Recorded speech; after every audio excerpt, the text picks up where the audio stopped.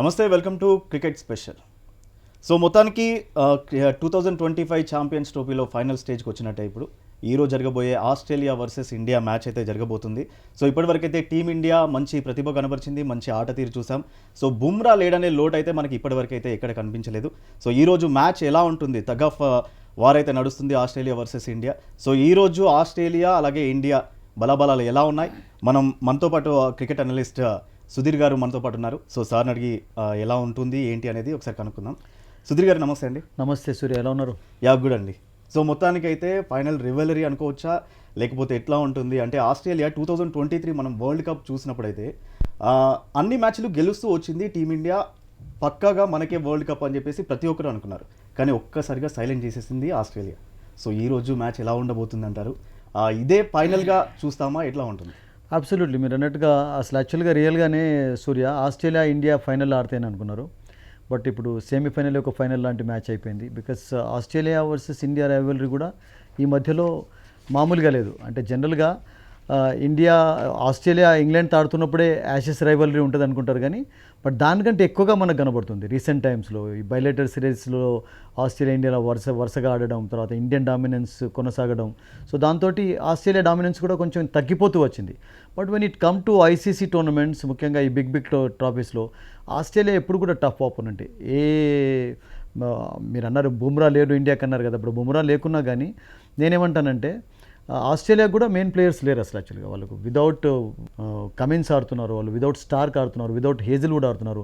And మరొకటి ఏంటంటే latest news ఏంటంటే షార్ట్ కూడా అవుట్ ఆఫ్ ది టోర్నమెంట్ అయిపోయినాడు అన్ఫార్చునేట్లీ. సో దాంతో Short he played well in the first match and is a good useful bowler also. So అతని allround services కూడా Australia miss కాబోతుంది. So నేనేమనుకుంటున్నా, సో దాంతో I think టీమ్స్లో balance మీకు ఈక్వల్గానే కనబడుతుంది. అండ్ విదౌట్ 3 పేస్ బౌలర్స్ లేకున్నా కానీ Australia have also done well India లాగా. చూడండి, ఫస్ట్ మ్యాచ్లో వాళ్ళు అగైన్స్ట్ ఇంగ్లాండ్ సూర్య 350+ వాళ్ళు చేజ్ చేశారు కంఫర్టబుల్గా అసలు. యాక్చువల్గా వన్స్ ఒక పొజిషన్ ఎలా ఉండే అంటే ఒక సిచ్యువేషన్లో వాళ్ళు they were in trouble actually 3-4 wickets త్వరగా కోల్పోయినారు 130 లోపు. బట్ ఆ తర్వాత Josh Inglis played a magnificent innings. So that is the beauty of Australians. అంటే ప్రతి టోర్నమెంట్లో వాళ్ళకు ఎవరో ఒకరు ఉద్భవిస్తూ ఉంటారు. మీరు 2023 వరల్డ్ కప్ అన్నారు కదా, 2023 వరల్డ్ కప్లో ఎవరైనా అనుకున్నారా ట్రావిస్ హెడ్ అలా హీరో అవుతాడని చెప్పి? అద్భుతంగా బ్యాటింగ్ చేశాడు, నాట్అవుట్గా నిలిచాడు, సెంచరీ సాధించాడు. అండ్ మీరు అన్నట్టుగా ఈ silenced all the crowd in Ahmedabad. But ఇక్కడ దుబాయ్లో ఇప్పటివరకు అయితే ఇండియా చాలా చక్కగా ఆడింది, డౌటే లేదు. మనం చూసాం కొంచెం టోర్నమెంట్లో కొంచెం స్ట్రగుల్ అయినట్టుగా కనబడింది, బికాస్ టాప్ ఆర్డర్ ఫెయిల్ కావడం, 30 for 3 ఎప్పుడు కొంచెం డిఫికల్టీ కనబడింది. But otherwise Indian performance in this tournament has been very good. So actually అంటే మనం ఇందాక మాట్లాడుకున్నట్టుగా వరుణ్ చక్రవర్తి ఈజ్ అన్స్టాపబుల్ అని చెప్పుకోవచ్చు. ఎందుకు అంటే నేను స్టార్టింగ్ నుంచి ఏమనుకున్నా అంటే మనం ప్రతిసారి ఫైనల్లో చాలా తడబడుతున్నాం టీమిండియా. సో ఆస్ట్రేలియా తోటి సెమీఫైనల్లో కనుక గెలిస్తే మనం ఫైనల్లో ఈజీగా కొట్టేయచ్చు అని చెప్పేసి అనుకున్నాను. అందులోనూ న్యూజిలాండ్తో మ్యాచ్ అనగానే వరుణ్ చక్రవర్తి సెకండ్ ఓడీలోనే 5 వికెట్స్ ఆ ఫీట్ అనేది చాలా బాగా అనిపించింది. ఏమంటారు మీరు? And that to first ICC match అతనికి రియల్గా చెప్పాలంటే he bowled magnificently, no doubt about it. అందరినీ ట్రబుల్ చేశాడు, తన యొక్క వెరైటీని కనబరిచాడు. మిస్ట్రీ స్పిన్నర్ అన్నటువంటి ఆ ట్యాగ్ ఎలానైతే వచ్చిందో దాన్ని ఖచ్చితంగా నిరూపించాడు, డౌటే లేదు. అండ్ లైన్ లెంత్లో బాల్ వేసి ఎక్కడ కూడా అసలు యాక్చువల్గా బ్యాట్స్మెన్కి రూమ్ ఇవ్వలేదు షాట్స్ ఆడడానికి Surya, no doubt about it.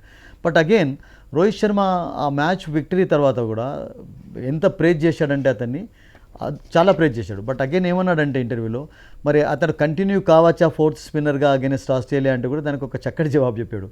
చూడండి, ఎప్పుడు ఎలా ఉంటుందంటే సూర్య, హార్సెస్ ఫర్ కోర్సెస్ అంటుంటాం మనం. అతనికి అవకాశం వచ్చింది, దాన్ని ఉపయోగించుకున్నాడు.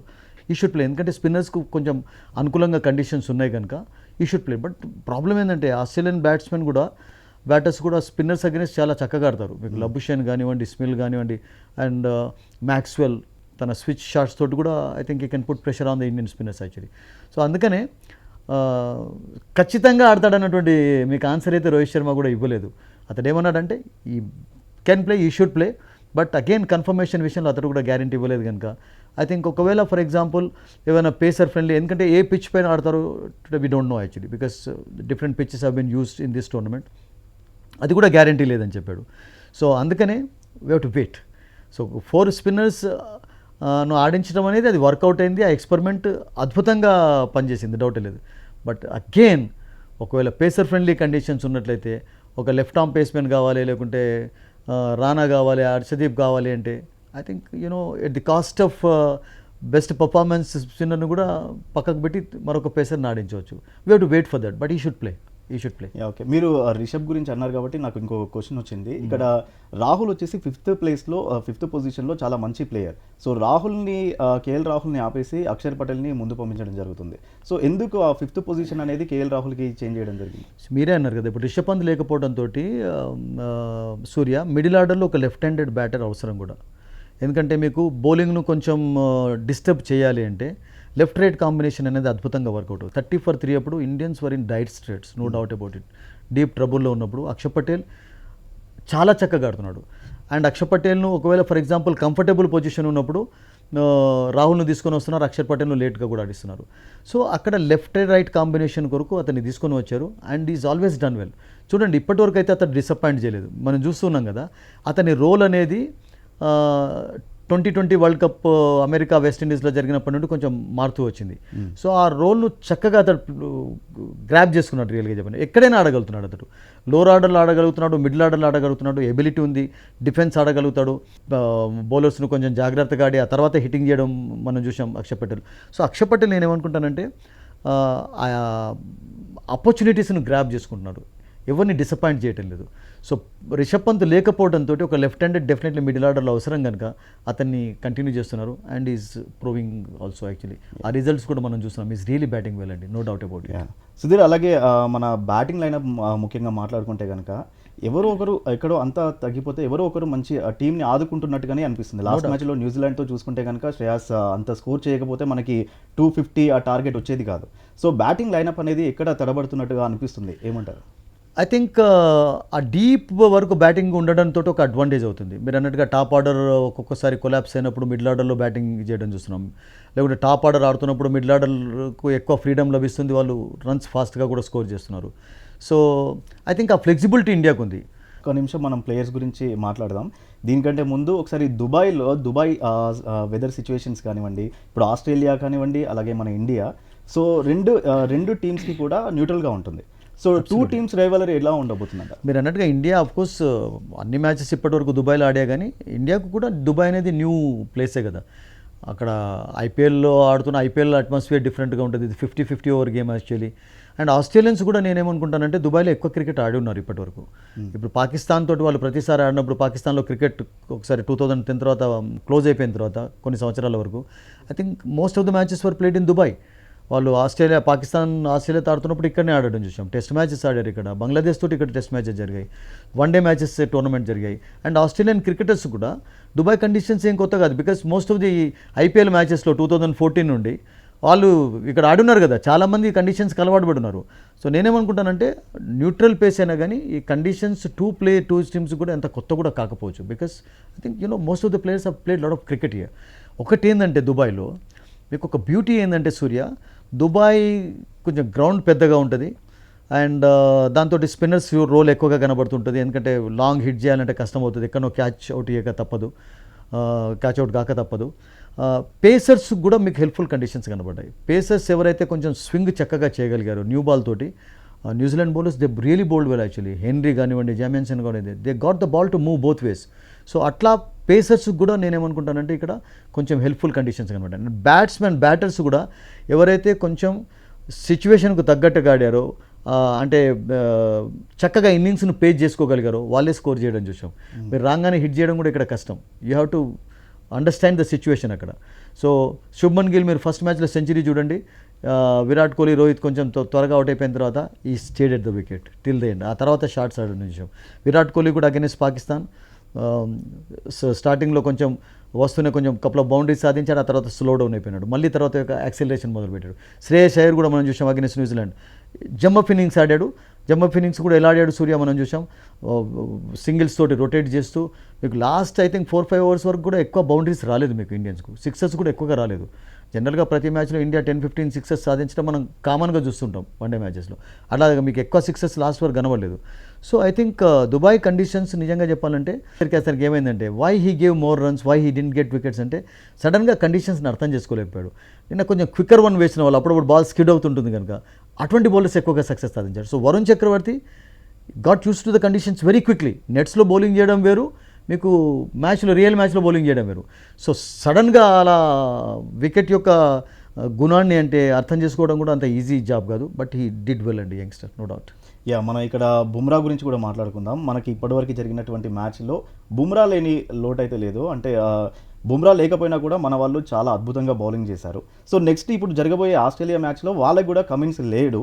సో కమిన్స్ కూడా ఆడకపోవచ్చు మేబీ.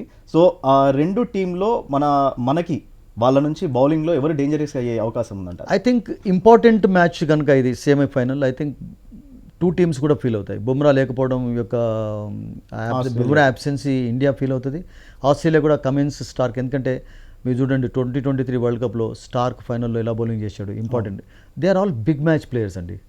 సో బుమ్రా కూడా is a big match player. Bumrah రియల్గా చెప్పాలంటే T20 టెస్ట్ మ్యాచ్ల్లో ఎంత సక్సెస్ ఉందో వన్డే మ్యాచెస్లో అంత లేదు అతనికి. లేదు ఇన్ ద సెన్స్ యాక్చువల్లీ అంత పెద్ద పేరు సంపాదించుకోలేదు. బట్ ఇంపార్టెంట్ మ్యాచెస్లో మీరు అన్నట్టుగా బుమ్రా లేని లోటు డెఫినెట్గా కనబడుతుంది. ఎందుకంటే ఫర్ ఎగ్జాంపుల్ ఇప్పుడు మీకు ఎవరున్నారు, ఇప్పుడు 4 స్పిన్నర్స్తో ఆడించినట్లయితే మీకు షమి అండ్ హార్దిక్ పాండ్యా, ఇద్దరిలో ఎవరైనా కానీ ఫర్ ఎగ్జాంపుల్ కావచ్చు కదా క్రికెట్లో ఒక హాఫ్ డే ఉన్నట్లయితే I think there you feel the absence of Bumrah. So I think you will be definitely missed in semifinal, no doubt. So Travis Head లాంటి బ్యాట్స్మెన్స్ అటు పక్కన హిట్టర్స్ ఉన్నారు. సో ఆ ట్రావిస్ హెడ్ని ఇబ్బంది పెట్టే బౌలర్స్ మన దగ్గర ఎవరున్నారంటారు?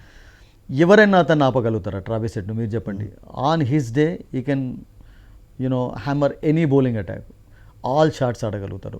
అండ్ ఈ టోర్నమెంట్లో కూడా మనం చూసాం కదా అగెన్స్ట్ బంగ్లాదేశ్ ఆ చేజ్ అప్పుడు 270 చేజ్ చేస్తున్నప్పుడు దే వర్ కంఫర్టబుల్లీ ప్లేస్డ్ అండి. 109 for 1 మ్యాచ్లో కూడా ఈజీగా విక్టరీ సాధించేవాళ్ళు.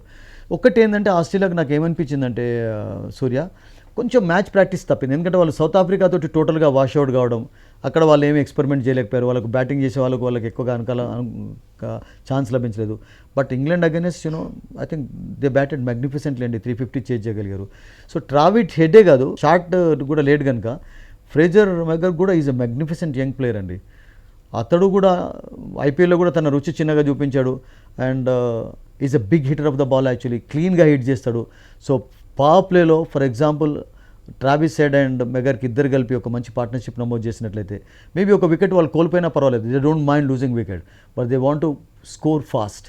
ఆ ఫస్ట్ 10 ఓవర్స్ను వాళ్ళు అద్భుతంగా ఉపయోగించుకుంటారు కనుక ఆ 2 ప్లేయర్స్లో ఎవరొక్కళ్ళు సెట్ అయినా కానీ it's going to be test. అంటే మీరు అన్నారు కదా ఒక రియల్ హెడేక్ అయిపోతుంది అసలు. యాక్చువల్గా Travis Head has always been a headache for Indians, no doubt.